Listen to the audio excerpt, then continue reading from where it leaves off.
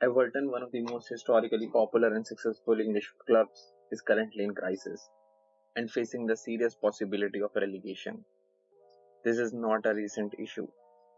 Everton has been struggling for years and the word crisis has been associated with the club a lot. But where has it gone all wrong? And can it be solved?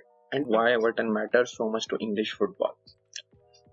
It was one of the five founding members of the Premier League and was part of what was known as the original Big Five, along with Manchester United, Liverpool, Arsenal, and Tottenham Hotspur. The club has won 9 league titles, 5 FA Cups, and the European Winners' Cup. Everton has been home to legendary players such as Dixie Dean and Alan Ball. Everton has the distinction of being one of the most successful football clubs in the history of English football, having avoided relegation since 1954, with only Arsenal having a longer period top without relegation. The 1992 Premier League came, and since its inception, Everton has struggled to compete for top honours. Even the club has never won the Premier League. Since the start of Premier League, not just the Premier League title, Everton has not won any trophy except FA Cup in 1995, the only trophy they won in the Premier League era. And apart from trophies, their league position and the reputation as one of the top English football clubs have also declined massively, with the last time they finished top 4 in 2005. David Moyes was the manager of Everton from 2002 to 2013, which can be called Everton's one of the most successful periods in the Premier League era. He was the only manager to finish in the top 4 of the Premier League. While the club never won any trophy or finished the top 4 after 2005, they were still one of the top clubs outside of the top 6 under Moyes. And things looked fine, but they were never able to go to the next level under Moyes. A key reason for that was considered was less financial backing from the then owners, especially when money was becoming more and more important to go and stay on top. But soon after he left, Everton never got to see that long-term stability and identity again. They have had 7 managers in the last 10 years, with Sean Dyche becoming their 8th manager in January 2023. Farhad Moshiri acquired a majority stake in Everton in 2016, spent a lot on player transfer, in infrastructure, hiring the best people. But despite all of those heavy investment in spending, the club is currently in a worse direction that could lead to relegation if mistakes are not corrected, with the owner's interference and impatience leading to poor functioning. The wrong decisions in player transfers and hiring the right person for the job have contributed to the club's decline. After Moshiri's arrival, Everton hired Stephen Walsh as director of football in 2016. Walsh had previously scouted Riyad Mahrez, Jamie Vardy, and Golo Kante, all of whom played instrumental roles in the club's historic Premier League win. He was sacked in May 2018. It was later reported that the owner had a final say on transfers and refused many players scouted by Walsh, some of which were Andy Robertson, Harry Maguire, and Erling Haaland. So Walsh left and Everton hired Marcel Brands as director of football from PSV. Things started to get bad for not only Everton but also for Brands from 2021 when the club appointed Rafa Benitez as the manager, an appointment that was against his wishes. By the end of 2021, Everton was again under turmoil and director of football Brands was sacked on 5th December 2021, just 8 months after he had signed a 3-year contract. The sequence of events was a clear example of the mess created at Everton, as pointed out by Oliver Kay. While the club is looking to follow a more considered approach with the appointment of Kevin Thelwell as director of football and Kevin Nicholson as coach educator, but only the time will tell what they have learned from their mistakes. Farhad Moshiri, Everton's owner, has shown impatience with the managers and has sacked them too early, even when there were signs of progress. He also tends to hire managers with big names rather than the right fit for the club, and had declined some managerial options in the past, which he found mediocre and less attractive. For instance, he refused to hire Eddie Howe, who had an impressive track record with Bournemouth, taking them from struggling side in the Championship to the Premier League. And he was also a boyhood Everton fan, but he was never considered by the Everton because of a lack of big club experience. It is rumored that he was also offered Graham Potter, who was not exciting enough for Moshiri. His obsession with big name has disrupted Everton's consistency in the squad and changing the coaches who have a completely different style of play and principles. In 2018, Everton hired Marco Silva, the Portuguese coach, who had impressed in his spell with Hull City and Watford.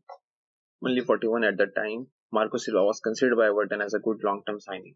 The club spent over £80 million in the first transfer window, signing some exciting talents like Richarlison and Bernard. They also brought in out-of-favor Barcelona players Dejan and Yerry Mina and on loan Andre Gomez. However, things did not go as planned and Silva was sacked on December 5, 2019 after a 5-2 defeat in Merseyside derby. It was Silva's second season and Everton were in 18th place at that time. Carlo Ancelotti replaced Silva and took them to 12th place, which was no less an achievement considering the point at which they were at the time of his appointment. In summer of 2020, Ancelotti brought in some of his former players like James Rodriguez and Allen, along with likes of Ben Godfrey and Doucouré. Everton started the season with 7 consecutive wins in a row. Goodison Park looked to have their positive vibes back, and they got to witness a classic Monday derby in October 22, which ended with a 2-2 draw. It was an exciting time for the Toffees. James Rodriguez was a successful signing, ticking almost all boxes and dictating the game to Everton. Their promising centre forward Dominic Calvert-Lewin is among the top scorers of Premier League. Although the entire season did not go as well as their start, they finished 10th in the Premier League that season. But still, it was a belief among everyone that things are finally looking positive until Everton fans got the news, the departure of Carlo Ancelotti. After losing to Chelsea in semi-final of Champions League and finishing second in La Liga, Zidane left Real Madrid in the summer of 2021. Allegri, who left Juventus in 2019, was seen as the favourite to replace Zidane. But Allegri later decided to go back to Juventus, and amid uncertainties about other options, Florentino Perez contacted Ancelotti. He immediately accepted the offer and left Everton for Madrid. Everton started going downhill since then. The club appointed Rafa Benitez, a former Liverpool manager. The appointment of Benitez had the fan base split from the start. Things started to get worse very quickly and toxicity and tensions increased rapidly. In Benitez's reaction to team performance did not help either. Everton fans had not imagined that in just a year they would see such a mess, as the club was facing relegation if they did not deal with it quickly. He was sacked in January 2022 and was replaced by Frank Lampard. Lampard also had people divided on whether he could save Everton from relegation. The next 3-4 months were a roller coaster ride for Everton, but by the end of the season they were saved from relegation and finished 16th that season, just 4 points above the 18th place Burnley. It was a huge moment for the clubs and the fans, but also remember how bad things had become for them. An English elite who is now fighting to survive in the league. The fans expected the owner and staff to learn from it and at least take steps to bring stability and move step by step. But it's unclear if they really learned from their mistakes. Because by January 2023, the club was in the same situation as in the 2022, finding themselves in the relegation zone, and Lampard was sacked. Sean Dyche was appointed as the new head coach, and while the start was positive with a win against league leaders Arsenal, and the relegation threat started again. And with a handful of matches remaining, Everton is really facing a threat of relegation.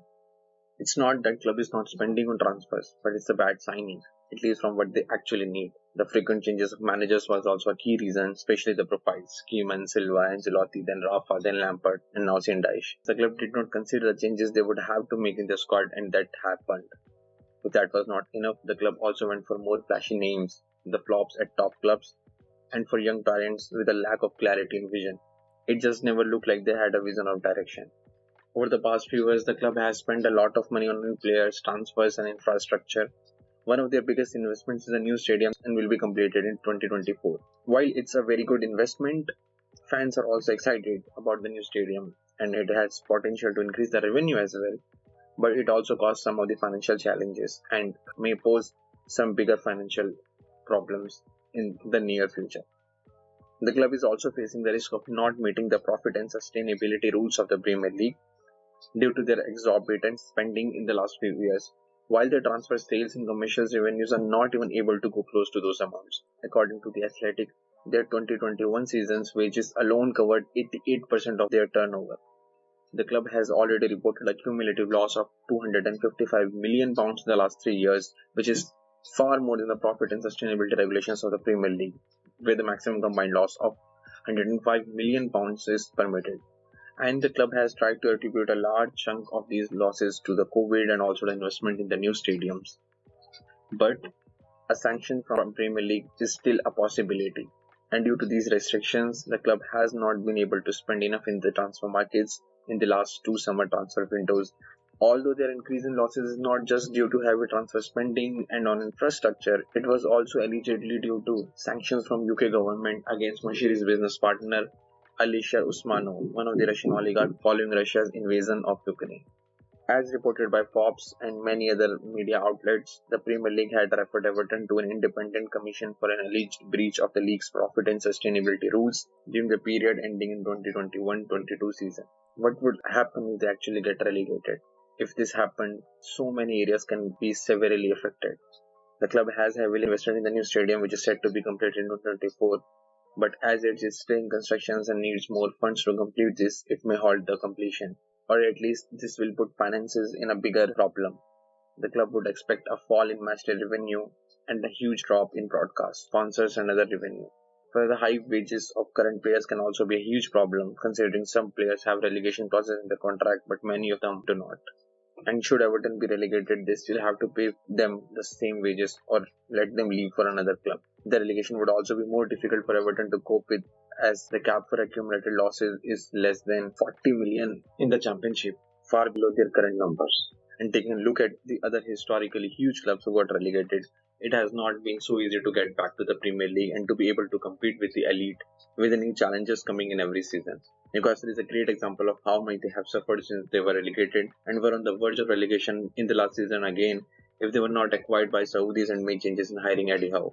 Leeds and Nottingham Forest are also a great example of how far things can go if they don't realize where they actually stand today. While it still cannot be denied that it may become a blessing in disguise, as West Ham and many other clubs did not experience a big drop in their matchday attendance and other streams of revenue. And if Everton is able to complete its stadium, then the clubs may be able to have the season as a kind of cooling period, clearing deadwood, stabilizing things in a relatively less pressure environment. But shut sponsors and the revenues can lead to turmoil and put them in a cycle of many past elite clubs who got stuck in the Championship for years and even after getting back to the Premier League could not finish in the first half of the table. So we see every year clubs getting relegated from Premier League and even many historically big ones too. So what is different for Everton? Everton is one of the most decorated and historically elite English clubs. Its history, reputation, and football heritage are actually far bigger than most of the others who got relegated and have been far less relevant in the modern football. A founding club member of the Premier League, it has never been relegated since 1954. A club with one of the most passionate fans across the country and has for so long been surviving on its own without much financial injection. And ironically, their biggest decline started after this financial injection. While Everton has become a mid-table club and is far from where it used to be, still staying in Premier League, let's not forget who they were and their contributions to English football. Where Everton was 30 years back and the way Premier League era and many dynamics in English football, it still stayed relevant. It has been a face of the importance of carrying the soul of the game and the club. As very well put it by Oliver Kane. So what can they do to avoid this? Well, the relegation fight is now definitely down to the coaches and it is really a big possibility that they may relegate it. But if they are able to save themselves, and if unfortunately they get relegated, the club would need to look into their mistakes and have to focus more on bringing sustainability in every area and taking decisions that are in the direction of achieving their sustainable short-term and long-term goals. Brighton and Brentford, who have come from Championship, are still no less than successful in the way they operate. Involvement of owners, but in a direction hiring competent people in the recruitment department and a coach who will be the right fit for the club and not just some big name. While the growth is gradual, but it looks more sustainable, especially Brighton with an excellent scouting system and less dependence on a single or handful of players going step by step and the ability to handle and replace any outgoing. A big example is replacing their head coach Graham Potter with their current coach De Zerbi, who is regarded by many pundits and fans as an improvement over Potter. Just goes on to show how well Brighton operates and has the benefit of a passionate and involved owner who knows what his role is and ensuring a right structure and right system so anyone can be replaced without putting the club in crisis. Taking the right decision at the right time and not taking isolated decisions can be hugely beneficial in both short-term and long-term future of a club. Now if we look at Everton, they have shown the power to spend more and still an attractive club. So if we follow Brighton's model here, it will actually relatively take less time than Brighton to go back to the first half of the table. And obviously you simply cannot copy someone's model and it will be a short success. But it's definitely a great example and so many things that Everton can learn. In the same way, Newcastle is a new financial powerhouse of the Premier League with the arrival of Saudi owners. But if you look at how they saved themselves from relegation last year and are fighting for the top four, their manager and signing the right players have played a huge role. At least up till now, it was not a exorbitant spending, and instead they have added the players in every window, which improve their team and can be a part of their long-term project. They did not go for flashy players, and just in a year, they have become a top 4 favorite team from a relegated side. That's all for this video. What do you think, can Everton be relegated this season? And what they should do to bring the stability to the club?